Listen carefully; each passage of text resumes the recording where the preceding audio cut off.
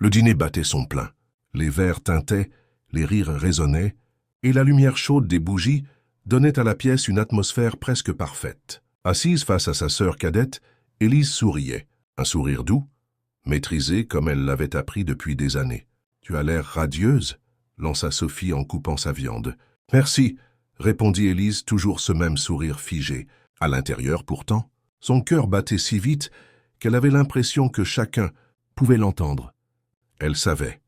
Depuis 3 semaines, elle savait que son mari, Julien, entretenait une relation avec Sophie. Elle l'avait découvert par hasard, en tombant sur un message laissé ouvert sur la tablette. « Hâte de te revoir. Ton parfum me manque. » Elle n'avait rien dit. Pas encore. Elle observait, notait chaque geste, chaque regard échangé. Ce soir, leur complicité lui sautait aux yeux. La manière dont il la servait, la façon dont elle posait la main sur son bras en riant. Le repas se termina, et Sophie proposa de rester pour un café. Julien alla dans la cuisine. Élise en profita pour sortir un petit paquet de sa poche.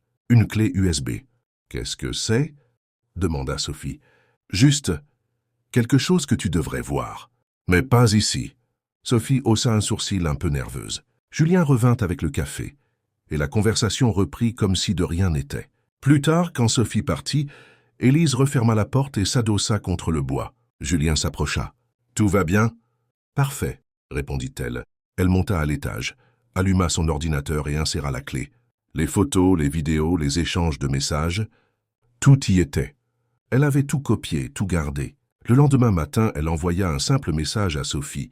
« On déjeune ensemble. » La réponse arriva aussitôt. « Oui, bien sûr. » Au café du coin, Élise posa son téléphone sur la table et lança la vidéo. Le visage de Sophie se décomposa. « Pourquoi ?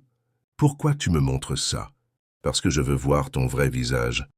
Pas celui que tu portes devant moi depuis des mois. » Sophie voulut parler, mais aucun son ne sortit. Élise se leva, laissa un billet pour le café et ajouta « Tu sais, derrière mon sourire, il y a beaucoup de choses que tu n'imagines pas. Mais il n'y aura plus jamais de place pour toi. » En quittant la terrasse, elle inspira profondément. Ce soir, elle dirait à Julien qu'elle partait, pas pour le punir, mais pour se libérer.